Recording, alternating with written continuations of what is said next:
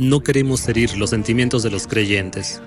Durante la búsqueda de información hemos encontrado una enorme cantidad de material, pero dada su diversidad, hemos intentado basarnos en las fuentes más fiables y autorizadas. Gracias a los datos proporcionados, podrán ver la causa y el efecto por sí mismos. El Vaticano. El Estado soberano más pequeño del mundo, envuelto en el mayor número de secretos. Un centro internacional del catolicismo. La Santa Sede, a pesar de su diminuto tamaño, ejerce una influencia en el mundo que envidiaría cualquier Estado líder. Gracias a los medios de comunicación, probablemente ya tengan su propia opinión formada al respecto. Tal vez, incluso con una actitud reverente. Pero, ¿hasta qué punto es objetiva? ¿Y qué hay detrás? Veamos los hechos. Es hora de desvelar los secretos del Vaticano. Hoy, a partir de fuentes oficiales, podemos obtener la siguiente información sobre el Vaticano. La Ciudad del Vaticano es un estado enclave enano situado dentro de Roma. Aquí reside la más alta cúpula eclesiástica, conocida como la Santa Sede. La Santa Sede es el centro de la Iglesia Católica Universal, encabezada por el Papa. Tiene autoridad para participar en la elaboración de normas internacionales, establecer relaciones oficiales con estados y organizaciones internacionales como sujeto de derecho internacional. La Santa Sede considera que una de sus misiones es promover la paz sobre bases jurídicas y el cumplimiento exacto de los derechos humanos.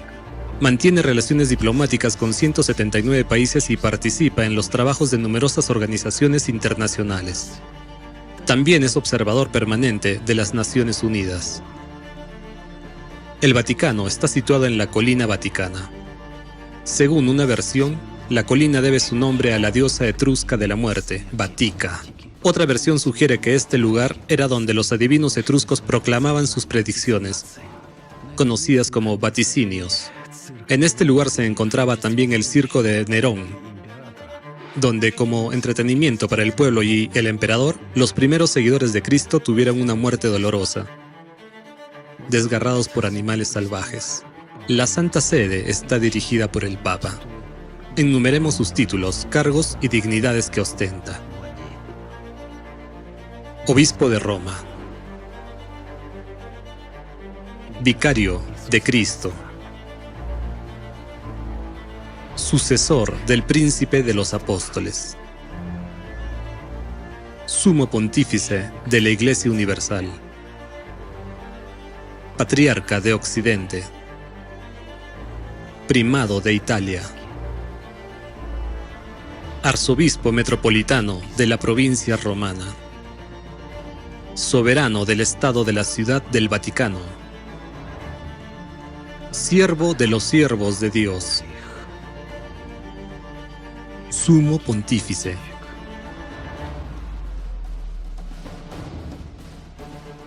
La primacía o el primado del Papa es la doctrina cristiana sobre su importancia y autoridad. Según la doctrina de la Iglesia Católica, la primacía del Papa deriva de ser el sucesor del apóstol Pedro, el jefe de los apóstoles de Jesucristo, según la opinión de la propia Iglesia. Estos notables títulos y cargos sirven para establecer su supremacía sobre todos los demás sacerdotes cristianos. Por cierto, en la ortodoxia, algunos papas romanos también son considerados santos. El romano pontífice ostenta la suprema autoridad canónica y apostólica dentro de la Iglesia.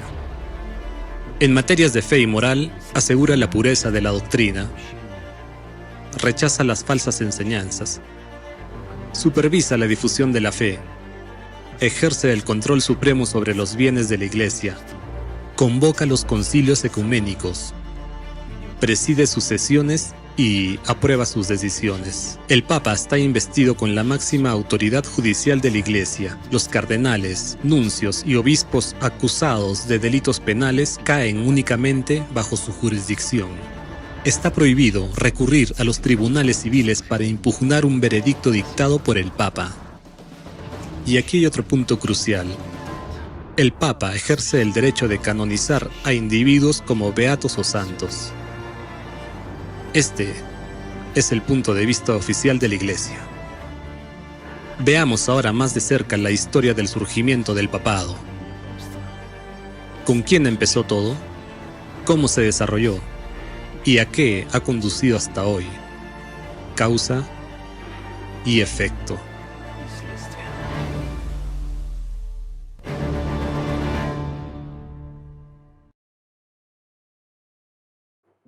Se cree comúnmente que el primer papa fue Pedro. Sí, ese mismo Pedro que negó 3 veces a su maestro, Jesucristo, la noche de su arresto.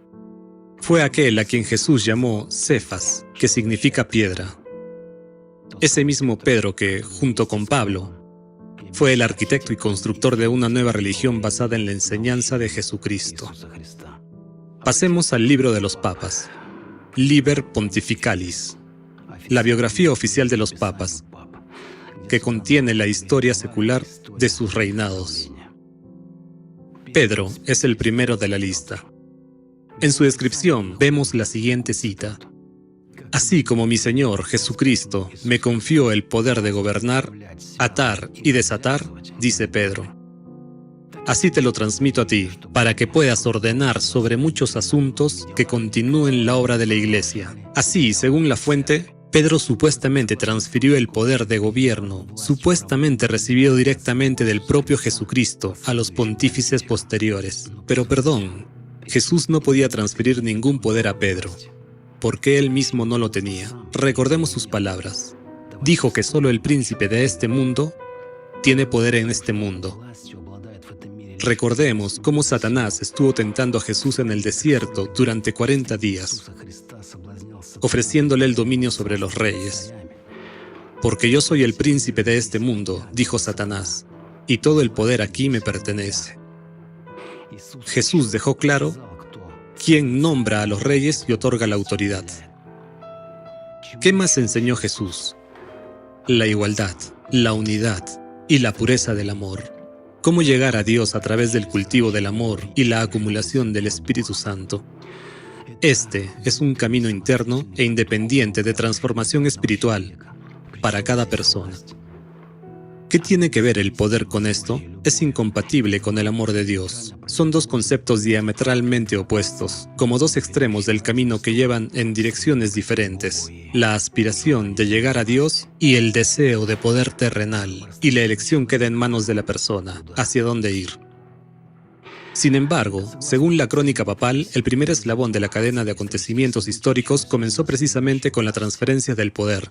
Como veremos más adelante, los 2000 años siguientes estarán marcados precisamente por la lucha por el poder y su consolidación, que subyacerá a todos los motivos manifiestos y encubiertos de las acciones de los pontífices.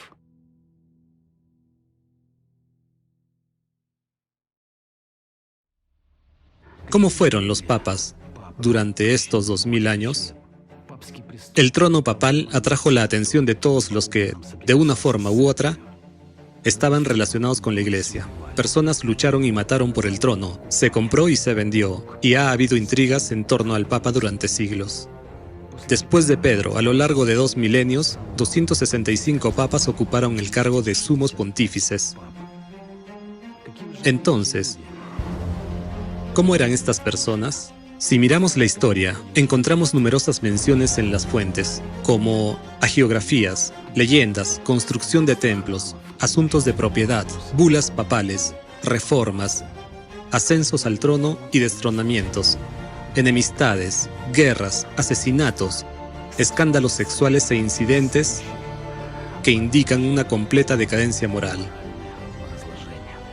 Y dentro de una única línea claramente discernible, como un hilo en el que se ensartan todas las biografías de los pontífices, se puede ver una lucha continua por la influencia, su fortalecimiento y la búsqueda inquebrantable del poder supremo. Así como ni una sola palabra sobre el amor de Dios. Como si la multisecular historia del papado, absolutamente sin ocultar sus flagrantes páginas, nos insinuara con indulgencia que los papas también son humanos y pueden tener sus debilidades. La única pregunta que queda sin resolver es, ¿qué tiene que ver la santidad con esto? ¿Y qué tipo de santidad se entiende aquí? Al mirar la historia, algunas páginas llamativas captan involuntariamente la atención. Por ejemplo, el Papa Sergio III ordenó la estrangulación de sus dos predecesores. Benedicto IX fue llamado un demonio del infierno disfrazado de sacerdote. Esteban VI cometió un acto de profanación sobre el cadáver de su predecesor. La pornocracia es uno de los periodos más desgraciados de la historia del papado. En esta época, los pontífices romanos llevaban una vida promiscua bajo la influencia de cierta familia aristocrática. Alejandro VI tenía fama de ser el boticario de Satanás. Durante el papado de Clemente V, la simonía prosperó de forma particularmente extensa. El Papa Juan XII fue acusado por el Consejo de la Iglesia de asesinato, sacrilegio y relaciones incestuosas. Juan XXII inició una casa de brujas y hechiceros. Juan XXIII fue acusado de piratería, asesinato, sodomía, incesto y otros delitos. Existe incluso un documento, Banquete de Castañas, que describe una orgía en 1501. Sixto IV permitió la sodomía y él mismo fue acusado de pecado de sodomía. Bonifacio VIII dijo que la intimidad con los niños no era un gran problema, y así sucesivamente.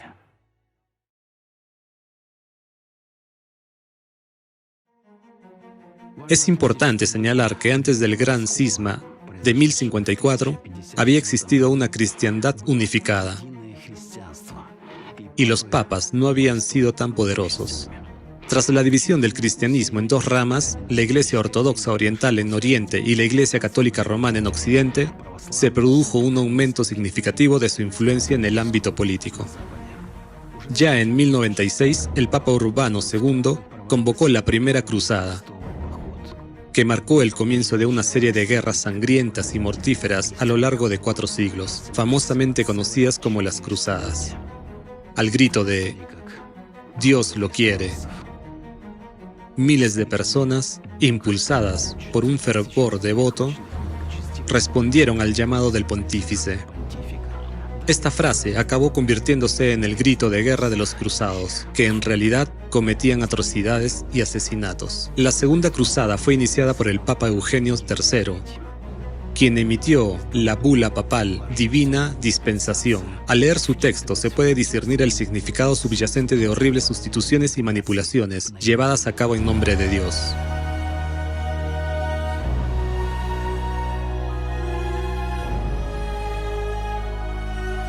La Tercera, Cuarta y Quinta Cruzadas también fueron organizadas por los papas romanos.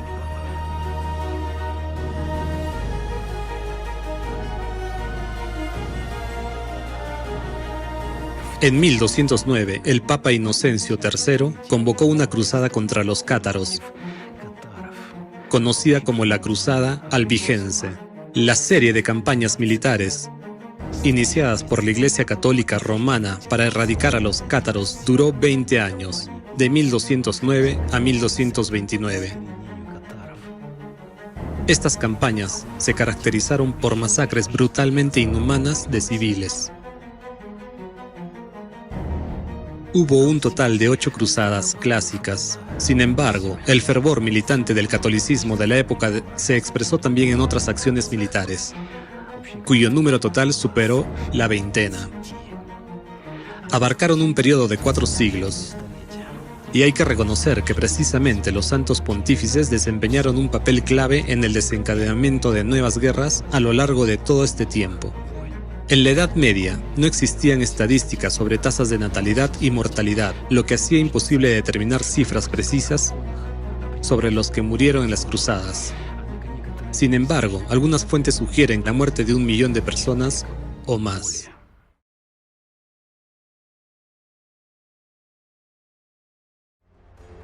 La Santa Inquisición. Deténganse a pensar en el significado de estas dos palabras. Santidad es vida, amor y felicidad, mientras que Inquisición representa tortura, dolor, sufrimiento y muerte. ¿Cómo pueden combinarse? En 1252, el Papa Inocencio IV promulgó la bula Ad Extirpanda, que autorizaba oficialmente a la Inquisición a torturar a los sospechosos de herejía. No fue abolida hasta 1816, es decir, después de 564 años. Durante más de 5 siglos y medio, la práctica de torturar a los seres humanos estuvo oficialmente legalizada. ¿Legalizada por quién? Cabe preguntarse. Una vez más, por los mismísimos supremos pontífices, aquellos que se elevaron a sí mismos al rango de santos, los vicarios de Jesucristo en la tierra. Por cierto, el propio Jesucristo también soportó torturas inhumanas en su tiempo por llevar a la gente el conocimiento del amor de Dios y la libertad espiritual. ¿Cómo es esto posible? No me entra en la cabeza. Después de todo, estas acciones contradicen fundamentalmente la esencia de la verdadera santidad. El número exacto de víctimas de la Inquisición sigue siendo incierto al día de hoy, y varía mucho según el punto de vista del investigador. Así, podemos encontrar referencias tanto a decenas de miles como a varios millones de personas. Además, un gran número de mujeres acusadas de brujería fueron asesinadas y quemadas en las hogueras durante este periodo. Todavía se conservan las monstruosas huellas de la Inquisición en numerosos museos. Anatema, término que significa excomunión de la Iglesia, expulsión y maldición. La práctica del anatema ha existido desde tiempos inmemoriales. Los papas sometían a anatema no solo al clero, sino también a gobernantes y laicos. Ser anatematizado significaba ser separado de la Iglesia por herejía. Para los creyentes, ha sido vital pertenecer a la Iglesia, ya que creen que es la única manera de salvar su alma e ir al paraíso. De lo contrario, una persona está supuestamente destinada al infierno. Si no estás de acuerdo con el paradigma de la Iglesia y no obedeces sus principios, entonces, en su opinión, te opones a Dios y mereces ser excomulgado y castigado. Es una herramienta muy eficaz para controlar a la gente a través del miedo, ¿verdad? Una persona tiene miedo y por eso obedece. Y aquí también hay otra cosa que no está clara. ¿Cómo puede una persona santa, aquella que ha superado sus bajos instintos, maldecir a alguien o desearle el mal? Por no hablar de las llamadas expulsiones. ¿Cómo se puede expulsar o excomulgar a una persona de Dios cuando una parte de él está dentro de cada persona? Es su alma. ¿Qué hay en el fondo de esta sustitución que comenzó con Pedro? Lo interno fue reemplazado por lo externo. El recto camino interno hacia Dios a través del amor por Él fue sustituido por uno externo que consiste en rituales, adoración, sacrificios, sumisión completa y obediencia al sacerdote. Un mortal que actuaba como intermediario entre los humanos y Dios. Sin embargo, reiteremos, la verdadera comunicación entre una persona y Dios se produce a través de su alma, por medio del amor. Hablan mucho de los papas también las bulas que emitían, los principales documentos papales de la Edad Media. Entre otras cosas destacan las siguientes. Autorización a la Inquisición para torturar a los sospechosos de herejía. Confiscación de libros judíos sagrados. Fuera de la Iglesia no hay salvación. Remisión de los pecados. Introducción de guetos. Prohibición de que los cristianos convivían con judíos y musulmanes. Necesidad de erradicar la herejía. Expulsión. Dogma de la infalibilidad papal. Para ser más precisos, el dogma de la infalibilidad del Papa, obispo de Roma, en materias de fe y moral. Sigue vigente hasta nuestros días. En sus páginas encontramos las siguientes líneas. El romano pontífice, cuando habla ex cátedra, esto es, define una doctrina de fe o costumbres, dichas definiciones son en sí mismas irreformables. ¿Puede una persona sensata reconciliarse con este dogma que atribuye cualidades divinas a un ser humano mortal en la tierra?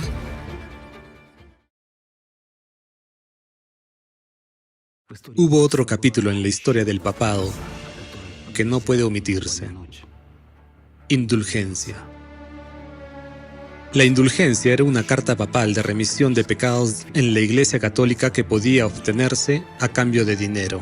Este documento podía comprarse para expiar los pecados de los vivos e incluso de los difuntos. En otras palabras, según los papas, en la Edad Media se podía comprar la salvación del alma de ellos. Si llamamos las cosas por su nombre, las indulgencias representan el mayor fraude religioso jamás conocido por la humanidad. Utilizando el nombre de Dios, los sacerdotes engañaban y robaban abiertamente a la gente vendiéndoles lugares en el paraíso y sacándolas del purgatorio. Esto me hace preguntarme, ¿qué poder debe poseer el Papa para decir, tan pronto como la moneda suena en el cofre, el alma sale del purgatorio? Ningún mortal en la tierra tiene el poder de absolver a nadie, ni de uno, ni siquiera del más pequeño pecado. Es imposible. Y es algo de lo que debería ser consciente. No entra en la cabeza, ¿verdad? ¿Cómo pueden suceder cosas así? Guerras, torturas, asesinatos, engaños, maldiciones y comprar un lugar en el paraíso. Algunos dirán que fue una época oscura. Bueno, pronto llegaremos a los tiempos modernos.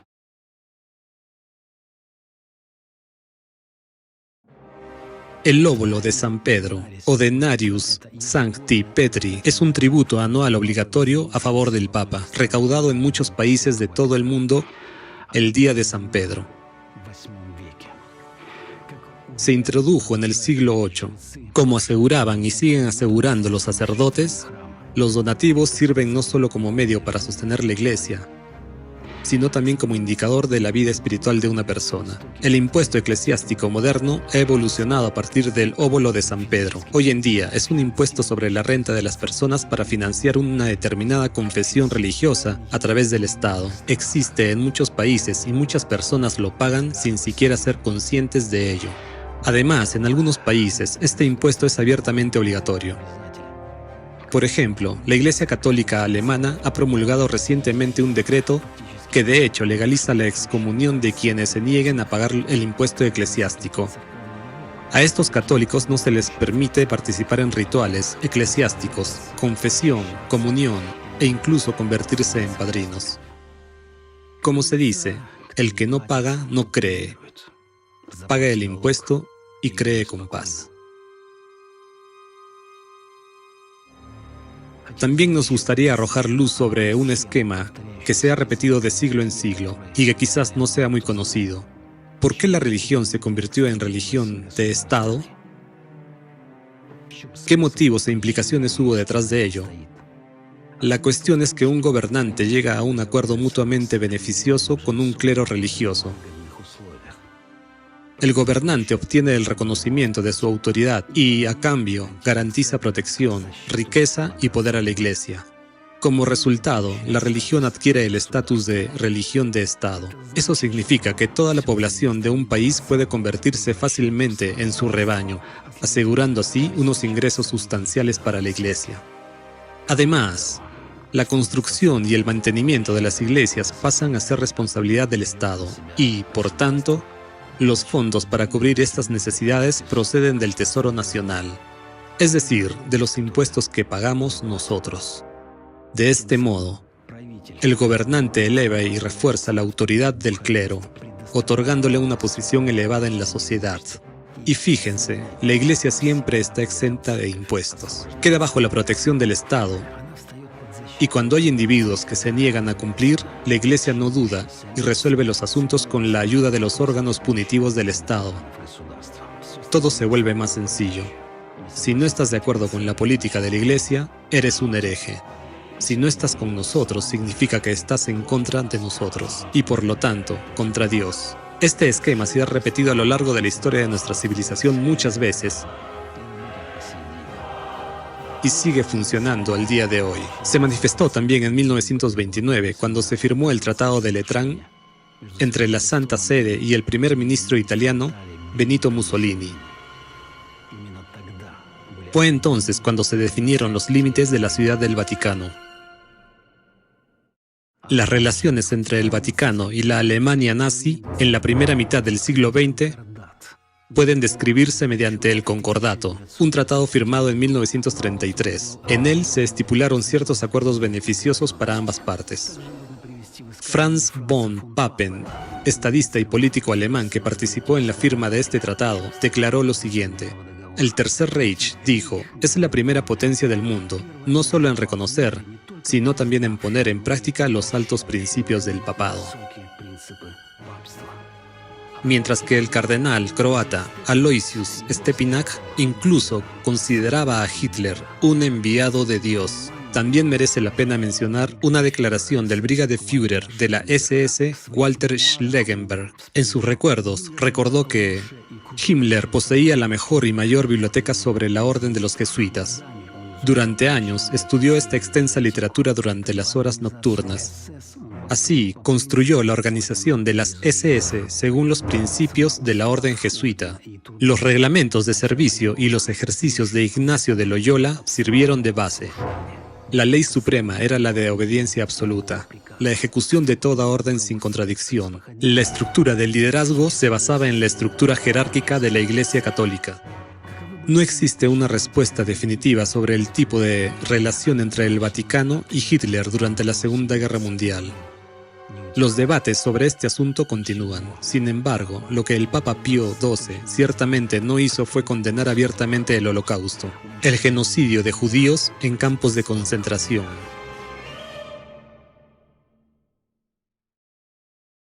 En la actualidad, el Vaticano no es solo la residencia de los más altos dirigentes de la Iglesia, sino también un conglomerado multimillonario con su propio banco.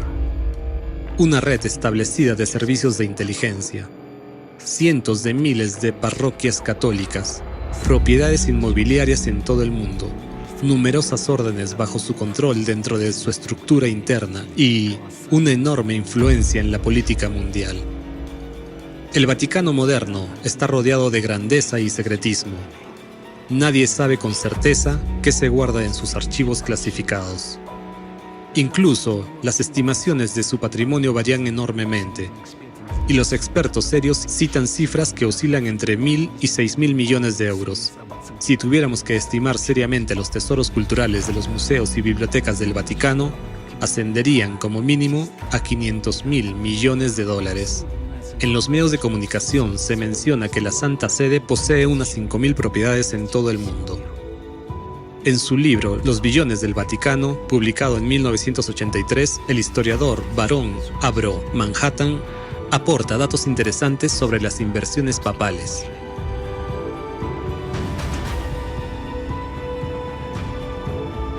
Además, la Iglesia Católica goza de privilegios fiscales exclusivos. Parece que la Santa Sede, tras siglos de lucha, ha llegado a la cúspide de su poder. El Sumo Pontífice se ha convertido en el CEO de la organización financiera más rica de la historia, pero los últimos tiempos están fuera de la ventana y se caracterizan por disipar secretos, desmitificar mitos y arrancar las máscaras de las mentiras. Y la verdad aparece ante nosotros, por desagradable y terrible que sea a veces. Se abre ante nosotros para que podamos hacer una elección más consciente. En el mundo moderno, los términos Vaticano y escándalo se han convertido casi en sinónimos. En los últimos 40 años, con el desarrollo de los medios de comunicación y de Internet, hemos sido testigos de numerosos incidentes escandalosos que desentonan por completo con la imagen sagrada del Vaticano y del Papa impuesta en nuestras mentes. Nadie duda en llamar la atención con titulares sensacionalistas y escandalosos. La lista es extensa. Homosexualidad. Descubrimiento de entierros infantiles en los terrenos de iglesias católicas de Canadá e Irlanda. La práctica de castrar a los niños del coro. Escándalos inmobiliarios. El Banco Vaticano y el escándalo Vatilix. Filtración de documentos. Blanqueo de dinero. Conexiones con la mafia. Intoxicaciones, asesinatos, rumores de rituales de sacrificios humanos, canonización por dinero, juegos políticos y mucho más. De hecho, cada uno de estos puntos podría ser objeto de su propio documental. Sin embargo, como prometimos, nos centraremos brevemente en los hechos oficialmente reconocidos y confirmados.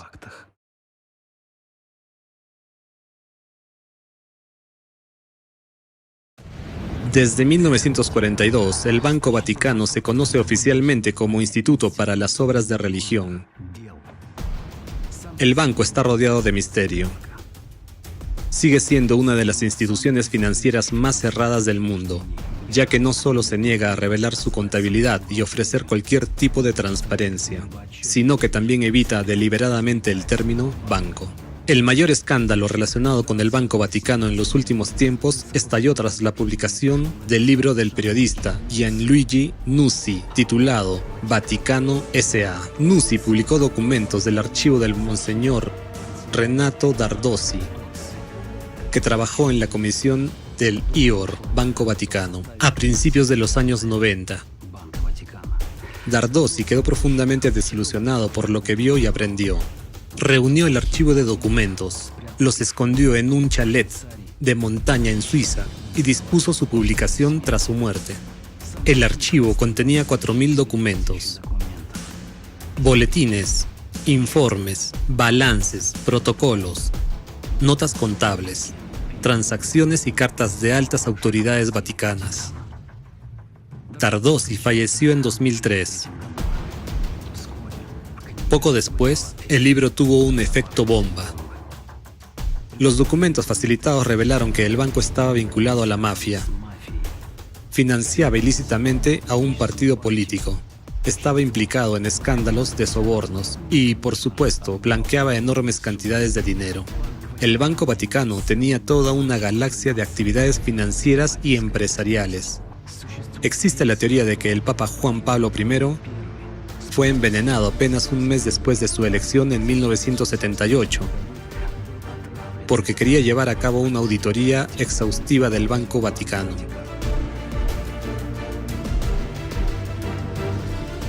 En el catolicismo, el proceso de declarar santo a alguien después de su muerte lo determinan comités especiales y la voz decisiva del Papa. Con la benevolente discreción del Papa, casi cualquiera puede ser declarado santo. Basta con mirar la lista de santos canonizados solo por Francisco durante su pontificado desde 2013. En 9 años, el Papa canonizó a 911 santos. Una verdadera fábrica de santos.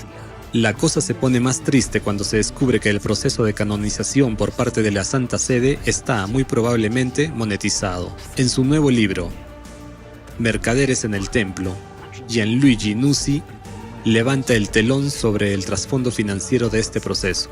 Según sus conclusiones, cuando un candidato es propuesto para la beatificación primera etapa, debe pagar 50.000 euros, más otros 15.000 euros para gastos adicionales. Los pagos totales para todo el proceso de varias etapas rondan los 500.000 euros, lo que también incluye sobornos a funcionarios eclesiásticos que tienen voz y voto a la hora de determinar si el candidato es merecedor de la canonización. También dice que los gastos más elevados registrados alcanzaron hasta 750.000 euros. Sin embargo, detengámonos un momento. ¿Qué significa que una persona en la tierra declare santo a alguien? Intentemos arrojar algo de luz sobre la situación.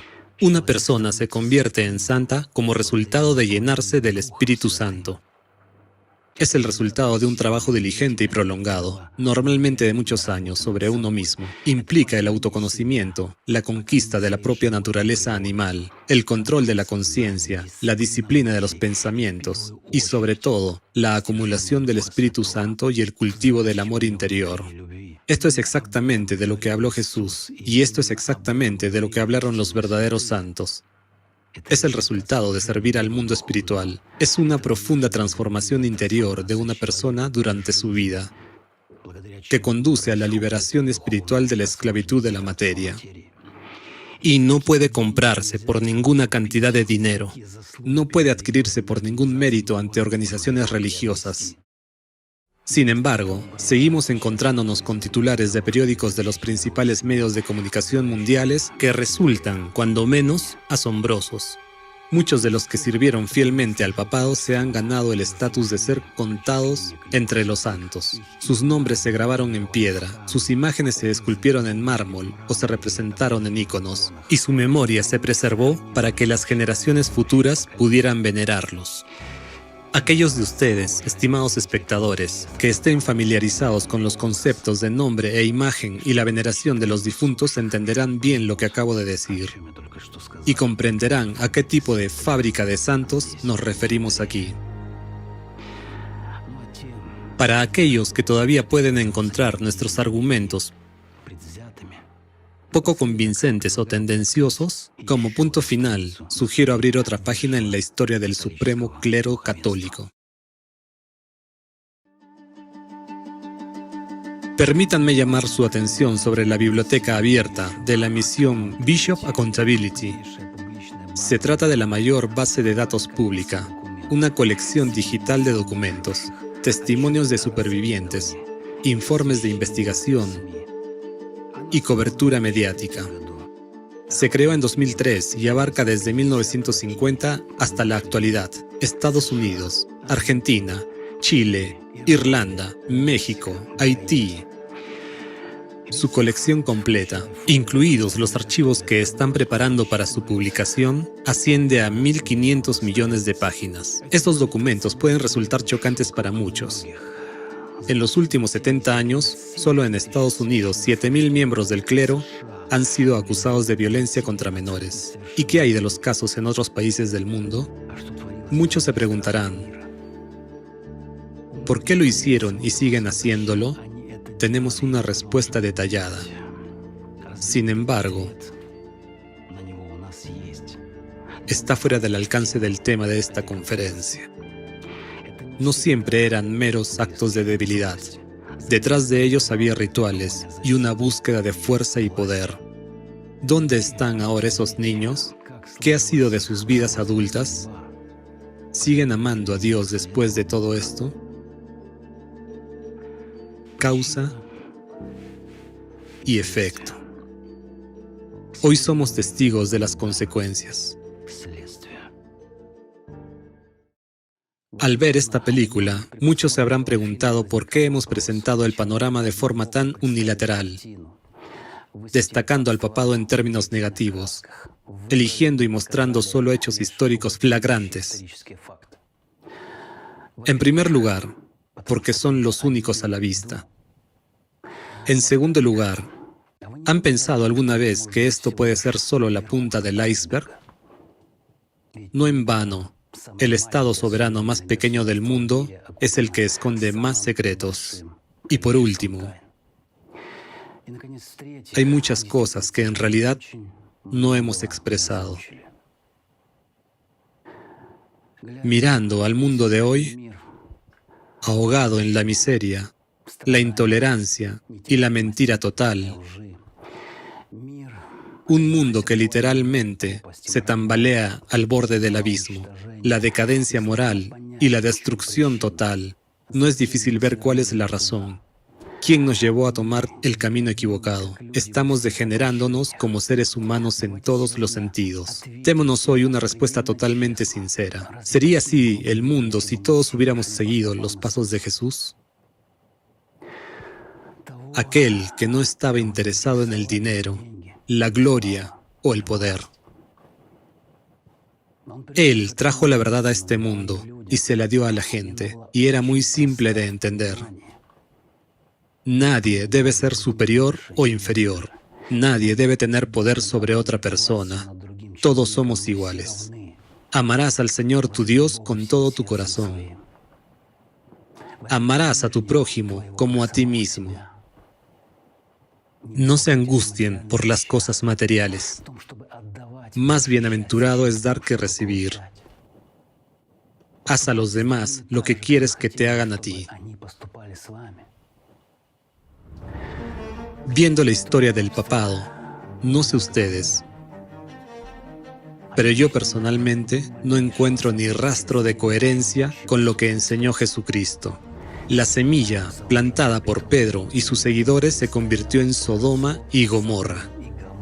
Mirando hacia atrás en el tiempo, uno llega a la clara comprensión de que fue un camino de 2000 años hacia el infierno, la era de las tinieblas, porque todos los que siguieron a los papas directa o indirectamente, después de la muerte de sus cuerpos físicos, fueron al infierno. Pero Jesús dijo: Yo soy la luz del mundo. El que me sigue no andará en tinieblas, sino que tendrá la luz de la vida. Los últimos tiempos ya están fuera de la ventana. ¿A quién seguimos hoy, queridos amigos? ¿Y a dónde? Son cuestiones que merecen una muy seria consideración.